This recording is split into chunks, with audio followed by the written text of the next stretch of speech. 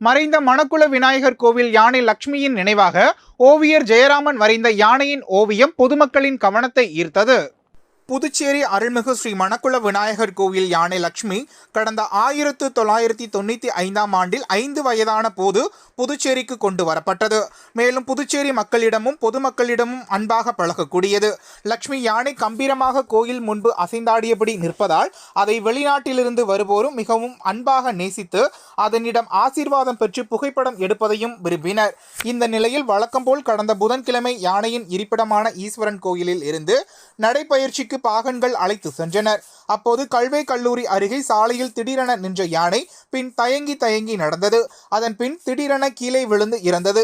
இதனை அடுத்து ஏராளமான பொதுமக்கள் பக்தர்கள் இறந்த யானை லட்சுமிக்கு மாலை அணிவித்து மலர் தூவி மரியாதை அஞ்சலி செலுத்தினர்.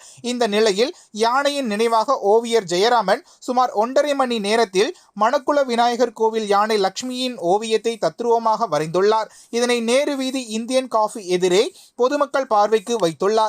இதனை ஏராளமான பொதுமக்கள் சுற்றுலா பயணிகள் பார்த்து வியந்து வருகின்றனர்.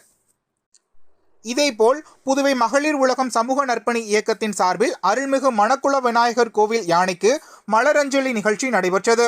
இந்நிகழ்ச்சியில் புதுவை தமிழ்ச்சங்க செயலர் சீனு மோகன்தாஸ், புதுச்சேரி மகளிர் உலகம் சமூக நற்பணி இயக்கத்தின் நிறுவனர் தாமோதரன், புதுவை தமிழ்ச்சங்க பொருளாளர் திருநாவுக்கரசு, மகளிர் ஓசை உதவி ஆசிரியர் சங்கர், ஓவியர் சக்தி குருநாதன் மற்றும் விஜயகுமார் சமூக ஆர்வலர்கள் பங்கேற்றனர். கோரிமேடு காவலர் பயிற்சி மைதானத்தில் நடைபெற்ற தடகள விளையாட்டுப் போட்டிகளில்